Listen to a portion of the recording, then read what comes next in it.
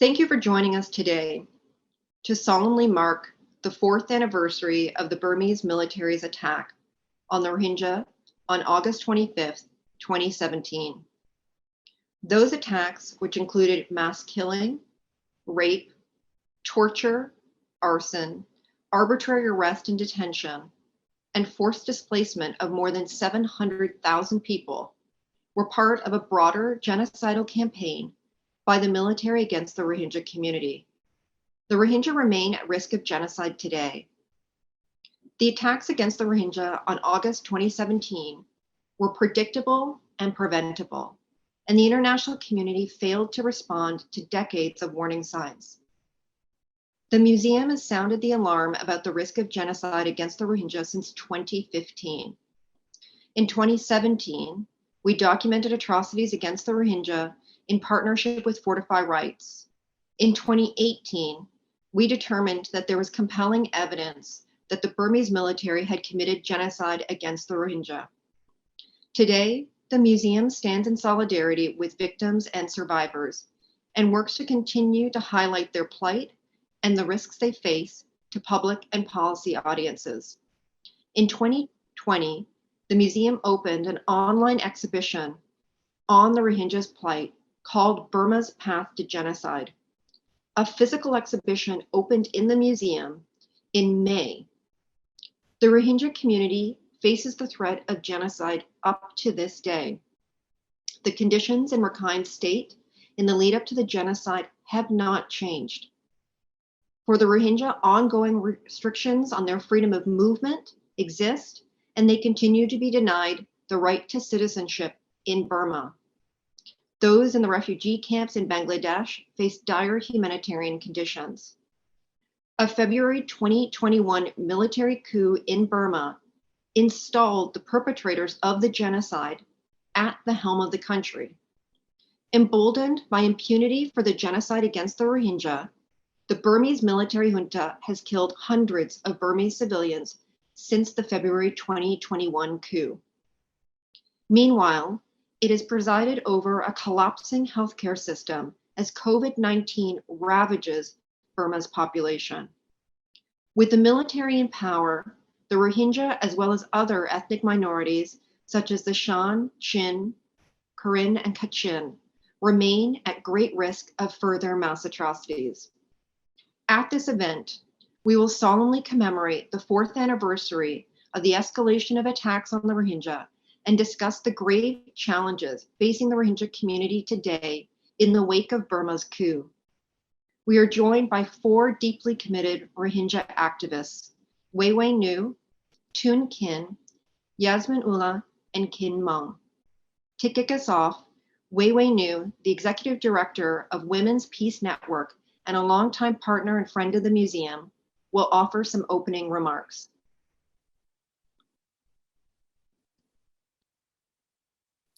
Thank you very much, Naomi. We appreciate the Center for Prevention of the Genocide, CPG, for organizing this anniversary event. Today, I remember talking to 19-year-old Rahima living in Bangladesh Kutupalong refugee camps. She was raped by 4 Burmese security forces, and they took her belongings at the border as she was fleeing from her burnt village in Rakhine State. Since then, her back has been broken. I also remember talking to 22 years old Shafika, originally from Kutupalong, originally from Tulatuli village of Maundo, now living in Balukhali refugee camps in Bangladesh. Her husband was shot dead, and her baby, 2-year-old, was thrown into the fire before she was raped by 3 Burmese security forces. These are only 2 stories. Like them, thousands of Rohingya women and men in Bangladesh refugee camps carrying similar horrific experiences. And now, as they are waiting for justice and accountability for 4 years. Genocide against the Rohingya has been ongoing for decades in many forms of deprivations of our freedoms and our basic human rights, including limiting our ability to give birth, or to marry, or to travel, to be educated, to have access to healthcare, or even access to nutrition and food. 4 years ago, Burmese government's security forces conducted an intensive genocidal campaign in August 2017. Within 2 months of the campaign, the military has torched 395 villages, killed thousands of women and men, raped, gang raped, and mutilations of the thousands of women, including some LGBT and men.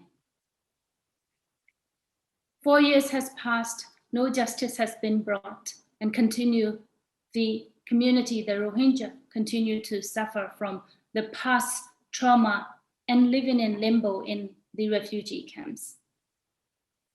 23 years old Shafika, who lost her whole family, told me that these 4 years without justice feels like living hell. With the recent military coup in Myanmar, Rohingya life become more dark, and the world has started to forget the suffering of the Rohingya, and military remain unpunished. Since the February 1st coup, the military, the junta, has been using the same tactics as they use against the Rohingya and other civilians in Myanmar for decades.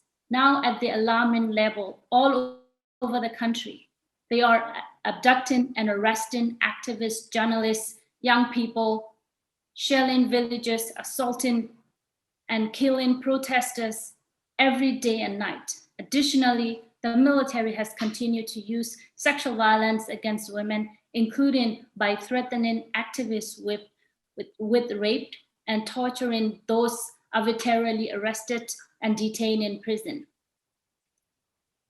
In short, the military is using the same tactics as they have used against the ethnic and religious minorities for decades.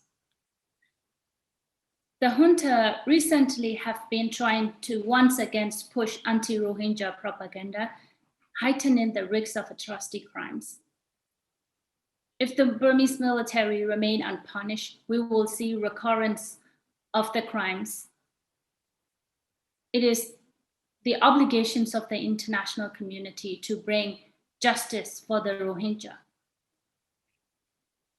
The Rohingya community, the survivors and victims, need a holistic justice processes, including criminal accountability of the perpetrators and restorations of their rights in their birthplaces, and return to the places of origin with dignity and with security. Most importantly, Rohingya are human beings like you and like everyone else. Rohingya deserve a human life. Thus, I urge all of you to do everything within your capacity to help us bring justice and peace for our community. Thank you very much. Now I will hand over to Kyra to continue the event and to go through the museum's exhibit. Thank you so much, Weiwei. My name is Kyra Fox, and I'm a research associate at the museum's Simon-Skjodt Center for the Prevention of Genocide. Today, I'm going to take you through a brief virtual tour of our online exhibition called Burma's Path to Genocide. We also have a physical version of this exhibition at the Holocaust Museum in Washington, DC. This exhibition features the stories of Rohingya survivors. It was important for us to center survivors' voices in this exhibition, voices which so often are not centered in public or policy discussions. And through this exhibition, we hope to prevent exactly what Weiwei raised in her remarks, the world forgetting about the Rohingya people. We want to guard against genocide denial And at a fundamental level, we want to remind our visitors that genocide did not end with the Holocaust, that it still happens today, that it's preventable, not inevitable, and that communities remain at risk of genocide today, including the Rohingya. We are very aware that as a non-Rohingya group, we're taking on the responsibility of sharing an experience of a community that is not our own, a task we take with humility and seriousness. We worked with a large group of historians and advisors, Rohingya, as well as members of other ethnic groups in Burma, to develop this exhibition, and we hope that it can serve as a platform to educate people around the world about the story and experiences of the Rohingya people. Even though the personal stories in this exhibition are 4 years old, the trauma is raw and the risks remain very real today. We hope that the exhibition provides a powerful platform to call attention to the Burmese military's genocide and the need to focus on the risks to the Rohingya and other vulnerable communities, especially now during the political upheaval in the wake of Burma's coup. The exhibition is organized into 2 sections. The first section includes 5 chapters that document how the Rohingya went from citizens to outsiders to victims of genocide in their own country. We wanted to make sure that visitors understood that genocide is not a sudden, violent event. It's a long process for which there are warning signs. The second half of the exhibition tells the personal stories of those who experienced the genocide in one village, Maungnu. We thought that it would be compelling for visitors to hear about what happened in one village on one day and extrapolate those experiences across to the larger population. Starting with chapter 1, the goal of this chapter is to outline the long history of Rohingya inclusion in the social, political, cultural, and economic fabric of the country. One of the key parts of this chapter is a section that shows evidence of when Rohingya belonged in the country of Burma. Such evidence includes photos of a Rohingya Students Association, national registration cards that show that Rohingya had the same recognition and rights as others in the country, a teacher's identification card, a Rohingya police officer's registration card, and photos of Rohingya members of parliament. This chapter ends with brief quotes from individuals highlighted in the exhibition's personal stories. The physical exhibition includes audio clips of Rohingya sharing their story in Rohingya language. When you have a government that's trying to deny the existence and legitimacy of a people, we try to use the museum's platform to ensure that their voices and language are being heard as a way of standing in solidarity. Chapter 2 was designed to follow 2 tracks: the episodes of physical violence against the Rohingya and the more invisible forms of violence that slowly stripped away Rohingya's rights. There is a video in this chapter that outlines the silent and sinister ways in which the Burmese government stripped away the rights and recognition of the Rohingya community, which they had long enjoyed. Like the Nazis, the Burmese government used legal tools to slowly strip Rohingya of their citizenship. This chapter also outlines the various restrictions imposed on the community, many of which are reminiscent of the restrictions imposed on Jews in the lead up to the Holocaust. Rohingya are subject to forced labor, restrictions on marriage, land seizure, and physical abuse. Chapter 2 ends with information about the 2012 attacks in Rakhine State. These attacks and their aftermath were some of the main early warning signs that the Simon-Skjodt Center documented in our initial 2015 report. Chapter 3 dives into anti-Rohingya hate speech in Burma, both from official and unofficial sources. Hate speech campaigns served to shift the public narrative and understanding of Rohingya from neighbors and fellow citizens to outsiders and existential threats to the country. Chapter 4 focuses on the military's premeditated massacres of the Rohingya that occurred in August and September of 2017. This chapter includes a video of homes burning and villagers fleeing. This footage was collected by Rohingya themselves. Northern Rakhine State was and still is mostly closed to international observers, so video evidence like this has been collected from survivors. This chapter then features personal stories from individuals in Maungnu about how they were affected on the day of the violence. You can see some of the individuals whose stories we feature here. And finally, the chapter ends with a death list, one of the ways in which we hope to capture the magnitude of the loss of the genocide in a respectful and dignity-preserving manner. Chapter 5 begins with the flight of the Rohingya to Bangladesh in August and September of 2017. It includes several different ways that the Rohingya were affected by the need to leave their old lives behind in Burma and start a new life in the Bangladesh refugee camps. It also includes stories of how Rohingya were affected in the longer term by the genocide. This picture highlights a section about what children saw in the genocide. Children under 12 make up to 40% of the Rohingya refugees in Bangladesh, and many have used drawing to process the genocide. In this section, we use cell phone videos. That was the result of a deliberate decision to portray the lives of those lost in a way that they would likely have wanted to be represented. We show those who were killed in their happiest moments, not their final ones. Finally, we included quotes from Aung San Suu Kyi and Min Aung Hlaing, Burma's commander-in-chief, near the end.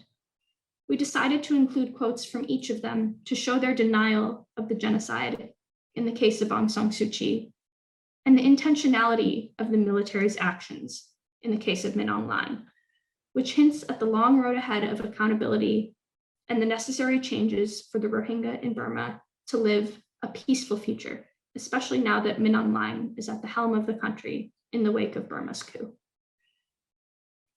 The very last part of the chapter reflects the Rohingya people's call for justice, a nod to what's next and what's even more critically important now in the wake of the coup. Once again, even though these personal stories shared in the exhibition are 4 years old, we know that the risks to the Rohingya community are ongoing. We hope that this exhibition can continue to serve as a tool to tell the stories of the Rohingya people and highlight these ongoing risks and the need to prevent further atrocities against the community. With that, I'd like to turn it over to Naomi, Yasmin, Chun Kin, and Kin Maung for a moderated discussion on the risks and the current priorities of the Rohingya community. Thank you so much, Kyra, for that powerful walkthrough of the exhibit. Our hope is that this exhibit helps in a small way to set the historical record of what has happened to the Rohingya people, especially in a moment where genocide denial is widespread and where the Rohingya community remains at risk of genocide. With that, I'd like to turn to Chun Kin, the president of the Burmese Rohingya Organization of the UK, and ask you, Chun Kin, what are the risks that the Rohingya community remaining in Burma today face?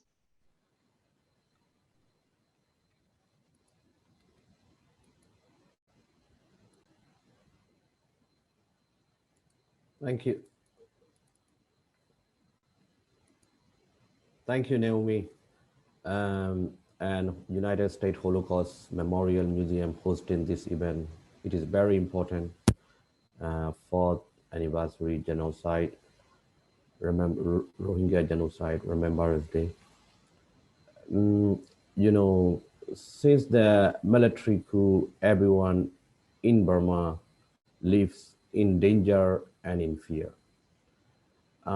They can come from anyone at any time, even before the military coup, just being Rohingya is very dangerous in Burma, as we all know. You know, Rohingyas are mostly Muslims and different ethnic groups, and the coup leader is architect of genocide, where he ordered to kill thousands of Rohingya, he ordered to rape thousands of Rohingya women, and he ordered to kill hundreds of Rohingya children, burn alive. And we are ethnic Rohingya, and military don't want us to live in our own country at all, and they don't want to restore any ethnic rights of the Rohingya at all. And since the military offense saves in 2016 and 2017, the 600,000 Rohingyas still living in Rakhine State have lived in a state of fear. The genocide has not stopped. The government and the military just been using different tools to apply genocidal policies. More than 100,000 people forced to flee the attacks against Rohingya in 2012 still live in squalid camps in Sitwe and Paukto and other cities. And they are prison camps, actually not IDP camps. For both those in prison camps and those in villages, they live under severe restrictions. With no rights, humanitarian aid is severely restricted, causing death and suffering. They have no citizenship, no right to vote, and little of no access to any government services, no right just to move around in their own state and their own country. They face repressive laws, discrimination, and ongoing violence and extortion from security forces. Since the coup, we have even greater fears that the military facing huge resistance and anger as a result of the coup that will whip up anti-Muslim and anti-Rohingya prejudice to divert, public attention from their own actions. Thank you.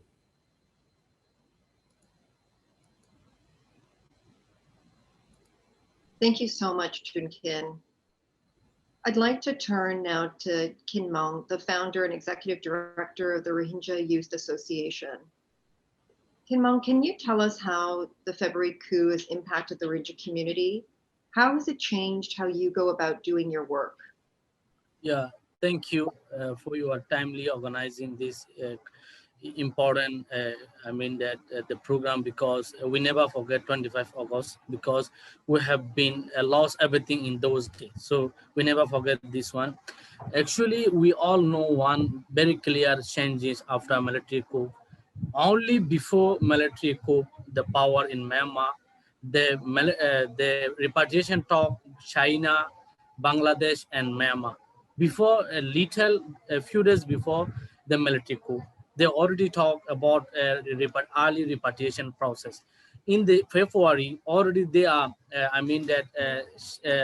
decided to meet again about our repatriation. Their schedule is that in this July, maybe June, we will repatriate in the first time, in the first the tour of the Rohingya people in Bangladesh.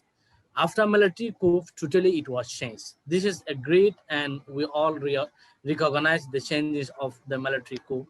Another thing, after military change, that change few days ago, the military a statement of Rohingya issue when UN Human Rights resolution abduct again Myanmar and forward to the Rohingya. At that time, the military coup government already declared one statement that we are not recognize the Rohingya. They are not a Rohingya. That ethnic group of Myanmar, and we will introduce their citizen issue in 1982 citizenship law. This is another, we surprised the changes of the military after coup. When the first, the national address, the Myo line in maybe May 8, February 8, he already mentioned he will solve the Rohingya issue and the citizenship issue and the repatriation. He's totally changed in this statement. And a few days, he already talked with one of the media from the China. He already denied our existence in Myanmar. This is the changing we see the clearly as a state responsible person. He deny our everything. And we never forget one thing, that the Mia Online is one of the responsible person for our genocide issue. He is already now in charge of International Court of Justice. I believe myself that the military coup in Myanmar, one of the factors in the Rohingya issue, because he want to escape from the the International Court of Justice, and unless he have the full power of in his hand, he cannot be excused from the genocide case. This is his one of his master plan. He want to escape for the Rohingya genocide issue from the International Court of Justice. So he's doing this kind of thing. You know, we see recently the report from the AFP and translate so many media. One of the brother from the IDP camp of the Seitui. He already mentioned before after military coup, some of the military religion the regional commander in chief visit to IDP camp in the Seitui and held the community meeting with the Rohingya. When the Rohingya asked about their future right, the military threatened them by using the force. This is the totally changing after the military coup, what we believe. Another thing, you know, when the NUG government, the policy, the position statement on the Rohingya, this is the one of the changing. Just they recognize as a Rohingya, and they already mentioned they will demolish or destroy the 1982 citizenship law, which is deny our right for decades. And after this, the statement, so many our brother and sister from the Rakhine, they they release so many different kind of statement against our existence. This is the military after military coup. This is the changing we see the clearly by the statement. Before military coup, our brother and sister, we love them. The Rakhine, they deny our existence by the media or their private meeting. We did not see the public statement from them. After military coup, we see a lot of evidence and their statement, they deny our existence. This is the result of military coup in our country. And we as a refugee in right now in the Bangladesh, after military coup, we have no hope because the Myanmar is the one of the responsibility person. Our honorable sister Maui mentioned about the Tulatuli, which is the massacre in 21st century. We believe that there's those kind of the people know about the military. So when the military got the power right now, everyone that hopeless right now in the refugee camp, because the military have the master plan to destroy us in the one by one. So we are not much the hope to return right now. If you know, the Bangladesh government approaching international community by different the way, but we are not hoping that the military will be accept us as a Rohingya by giving the citizenship issue, because the military stand is very clear that they are going to be our citizenship issue by 1982 citizenship law. They are not stop giving the national verification the process. It means this is the clear what they will do. And in right time, all of the activists or leader or any founder are not willing to work more about our future, because they also hopeless. The military are not that surrounded their power. International community are not doing anything what they should be do. You already mentioned before, international community failed again and again to protect the Rohingya. Right now, the international hold the population in the Myanmar. So we hope international community can solve our issue by the best effort. Thank you so much. Thank you so much, Kinmang, for giving voice to the feeling of hopelessness and frustration, but also just the dangers of continued denial of the existence of the Rohingya community that the leaders of the coup and the military continue to perpetrate. Yasmin Ali, you are an independent Rohingya social justice activist, and you've been working tirelessly to draw attention to the plight of the Rohingya community. Can you share your perspective on how you feel about the response of the international community to the Rohingya genocide now, 4 years later? I feel that the response have been fairly inadequate, to say the least. I feel that as each year goes by, less and less attention is paid to the magnitude of the plight that our people have endured. The Rohingya refugees, specifically in Bangladesh and other countries to this day, face the threat of forcibly being deported back into Myanmar without measures to ensure safety, dignity, and security. And although we have, wonderful process like international justice mechanism that, for example, the International Criminal Court and the International Court of Justice have initiated a process to investigating the crimes that have been committed in determination of whether or not a genocide have been committed, Rohingya people are still living through their trauma in dire conditions nonetheless. And there is no addressing of that. There seemed to be a disconnect between justice and our survival. Not that these mechanisms are not important, but Rohingya people need so much more to be able to thrive. And we have proven time and time again that we are very resilient people. We rise from the ashes like Phoenix, but we are not given the support that we are needed. And we need more commitment and more support from the international community, especially in the refugee camps, in all aspects, not just for food and water, but actually in healthcare, in education, in capacity building, and so many more things. If we're going to remain in the camps for years to come, and that is the foreseeable future, it should not be normalized that we continue to live in this squalid conditions. The most important thing that the international community can and must do is to engage our community in a more meaningful manner. And that is listening to our voices, actually listen, and not just present us with a set of plans that you already agree to and you already deem befitting for our community.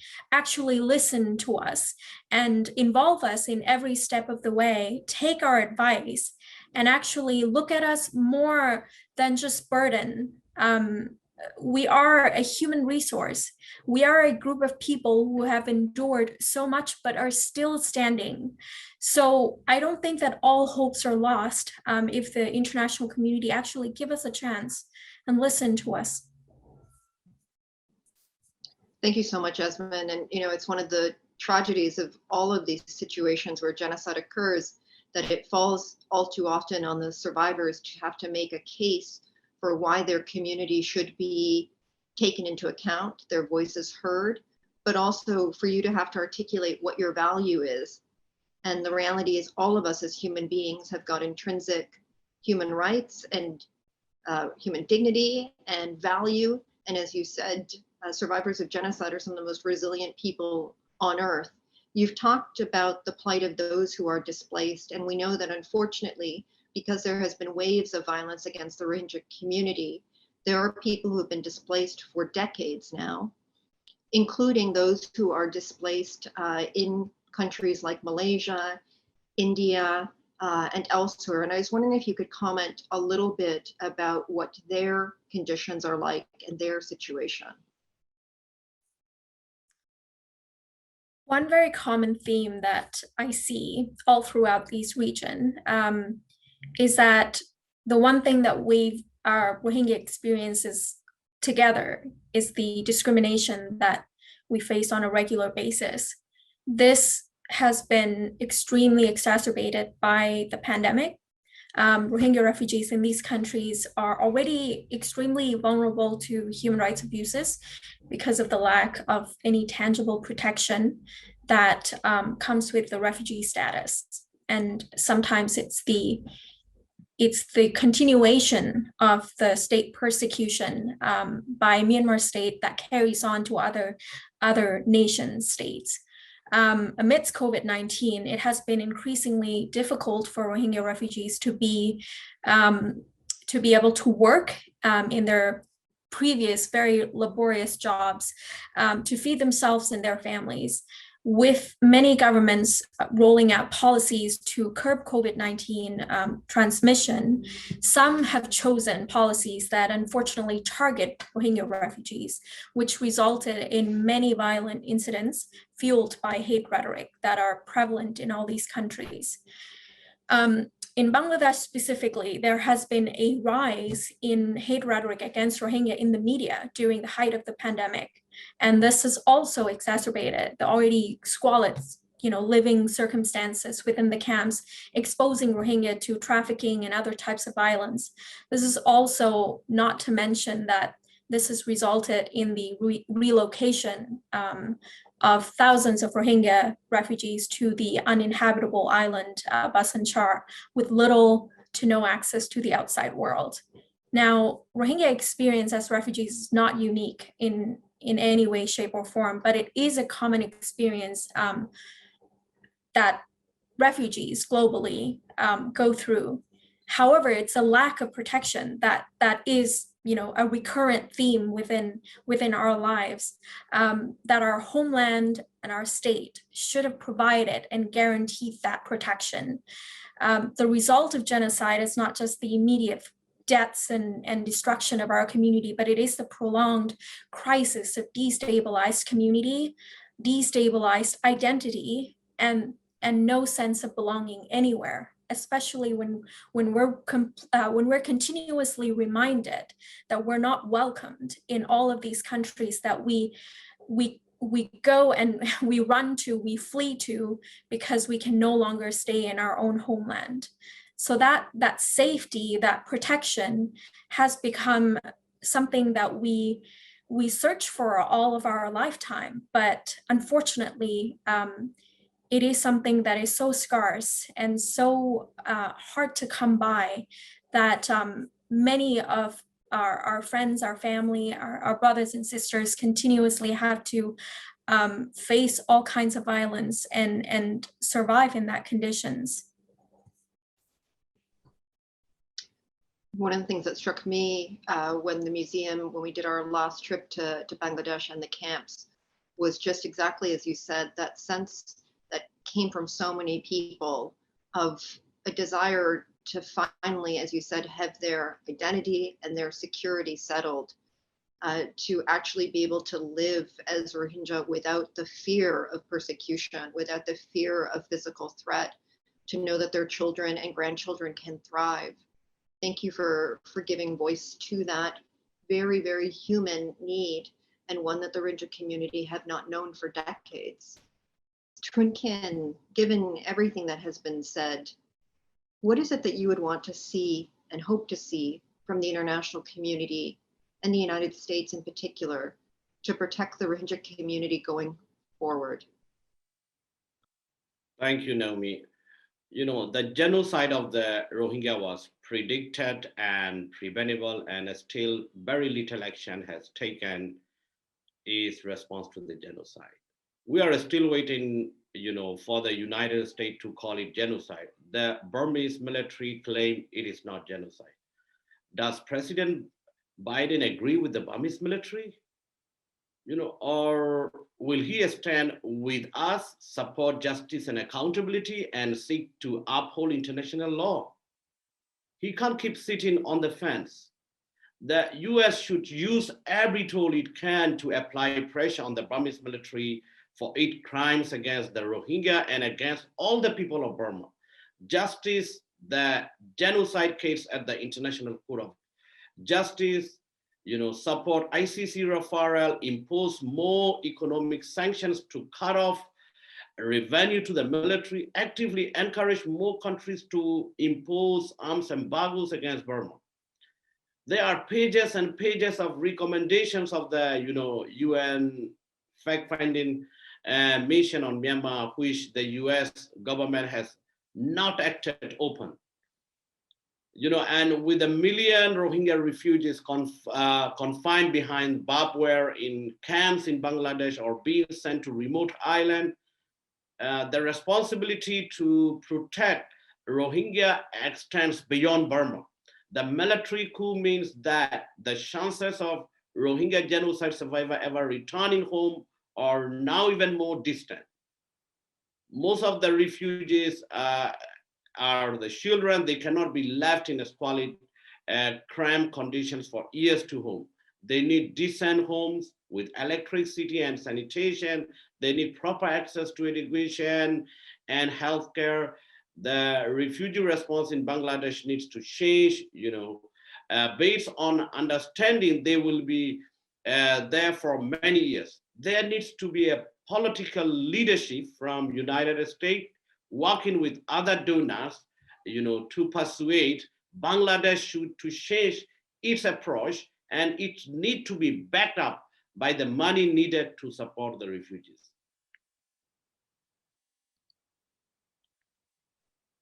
Thank you so much, Chun Kin. There have been very common themes amongst what you have all called for: the need for justice and accountability. But even before that, the need for the crimes to be recognized and called what they are: genocide. One of the things that we at the institution, at the museum, talk about is that silence benefits the perpetrators, not the victims. And when we can't actually call the crimes what they are, we're at a very difficult point as an international community. And as you have all noted, the people who perpetrated the genocide are now de facto running the country.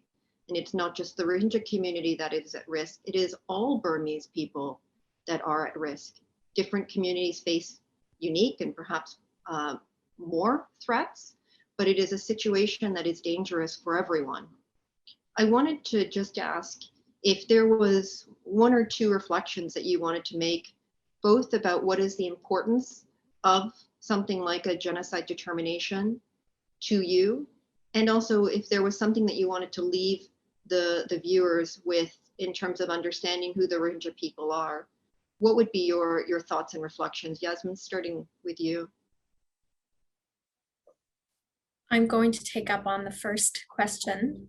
I think that sometimes we forget in all of these, in the advocacy or in trying to understand why it's so important for a crime to be called what it is, a genocide. For us, it is far beyond the need for us to be right, or the need for us to be validated in our experience, but it is for us to actually feel like we have friends in this world. All throughout this time, for the past 70 years, unfortunately, we've been alone.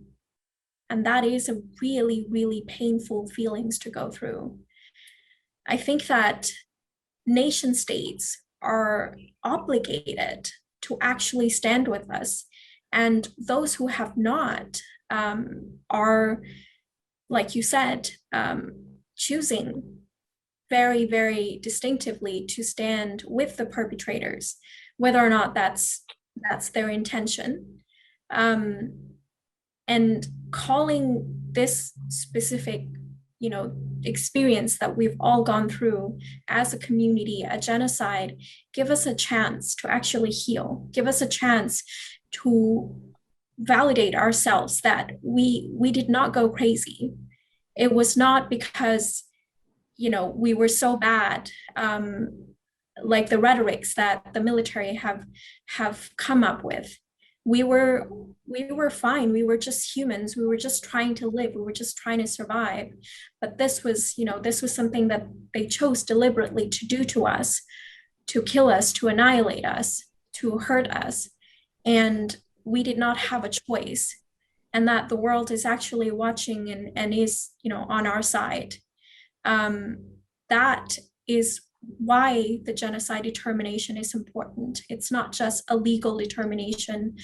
It's not just a name. It is our experience that is so important, and so many generations of our people need that.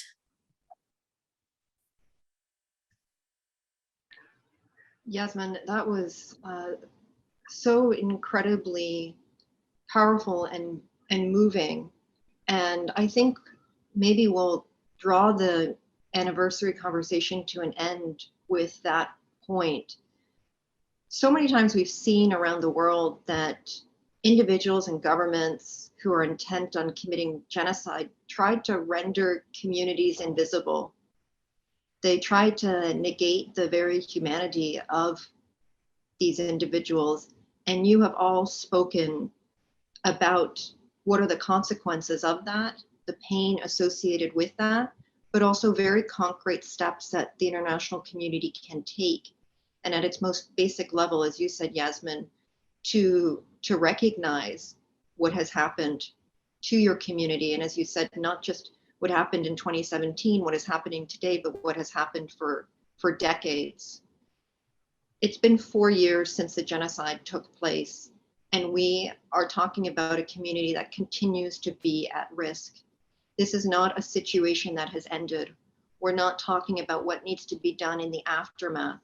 We're talking about what needs to be done today to save lives and protect the Rohingya community. I'd like to thank you all for joining us. I want to thank our speakers, each of whom have been tirelessly advocating for their community for years. As we've seen from today's discussion, the genocide against the Rohingya was predictable and preventable, and there are concrete actions that the international community can take to mitigate against the risks. As the Burmese military continues to consolidate power and the international community slowly debates policy responses, 1 million Rohingya remain in overcrowded, unsafe refugee camps, and 600,000 more face the risk of further mass atrocities in Burma. By the 5th anniversary of the August 25th attacks, we hope that we will see concrete action from the international community to ensure the safety, security, and dignity of the Rohingya community, and progress towards justice for the crimes that have been committed against them. We hope that the international community finally lives up to the rhetoric of never again that they committed to in the aftermath of the Holocaust. Thank you all for joining us today. Please email any questions or comments to the Simon-Skjodt Center at genocideprevention@ushmm.org. Thank you.